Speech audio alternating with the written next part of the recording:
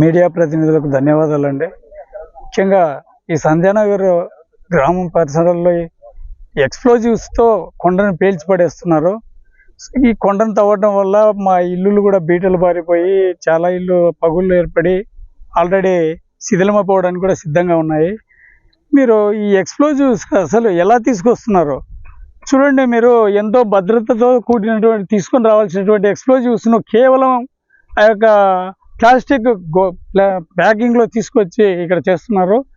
మరి ఇది ఎంత జాగ్రత్తగా చేయాల్సిన పనిని ఇంత నిర్లక్ష్యంగా వ్యవహరిస్తున్నారు. ఈరోజు కాకినాడలో మనం చూసాం, చాలామందికి అందరికీ తెలుసు, అధికారులకు కూడా తెలుసు ఎంత విస్ఫోటనం జరిగింది, ఎంతమంది చనిపోయారో కూడా అందరికీ తెలుసు.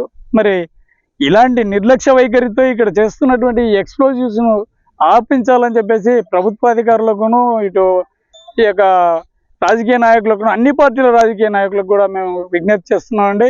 ఇక్కడ మంత్రులు కానీ, ఎమ్మెల్యేలు కానీ, ఎంపీలు కానీ అందరూ కూడా మాకు సహకరించి ఈ యొక్క అక్రమ మైనింగ్ ఆపాలని చెప్పేసి మేము గట్టిగా కోరుతున్నాం.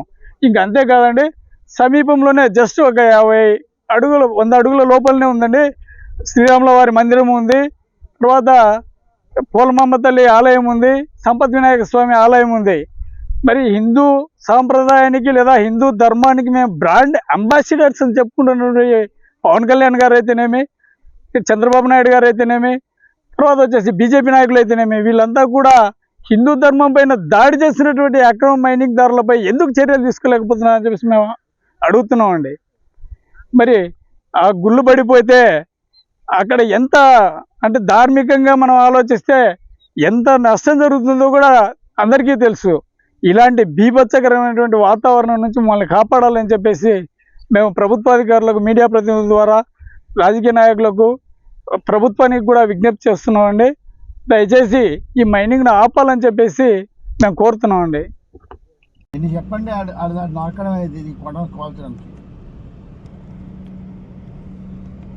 ఒకసారి ఆపాలగా డౌన్ చేయాలండి గ్లాస్ని సర్లా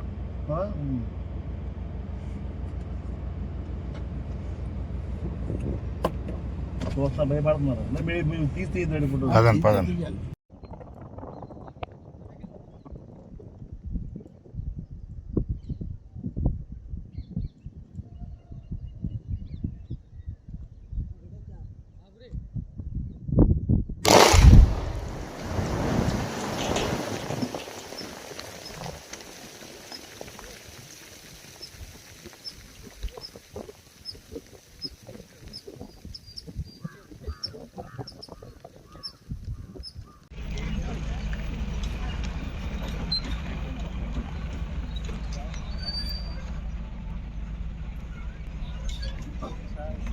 ఆవాసాల మధ్య అక్రమ మైనింగ్, బాంబులు మోతలు, అధికారులు వెంటనే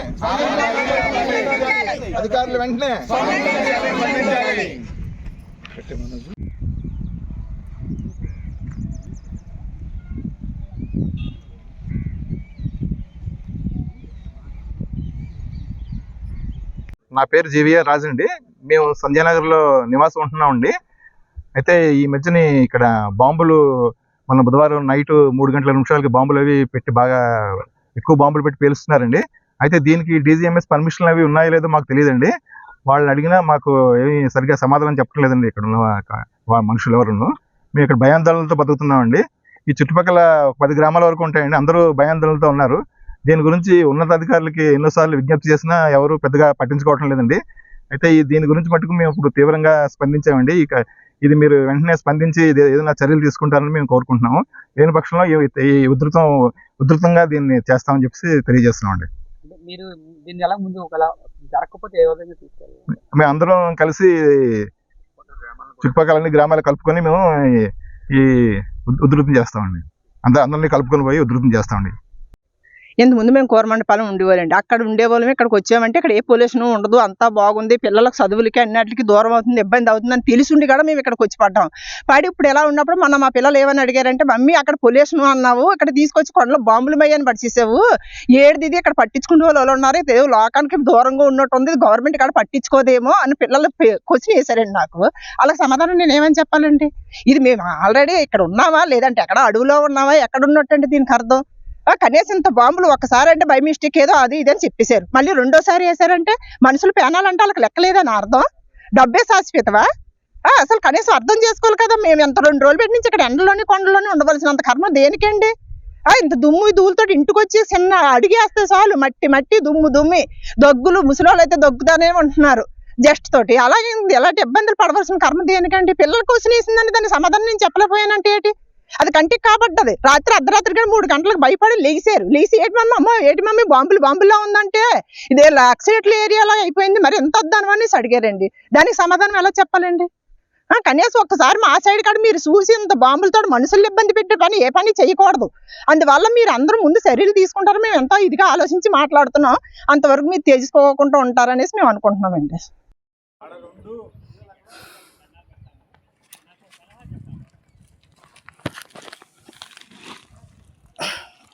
ఇదిగోండి రెడ్డి గారు, ఎంత పెద్ద ఉంది ఇక్కడ.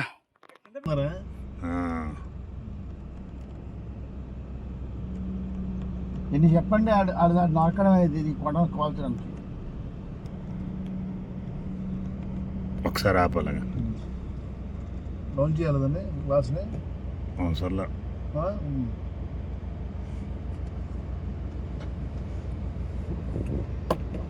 చూస్తా భయపడుతున్నారు, మీరు తీసి పదండి.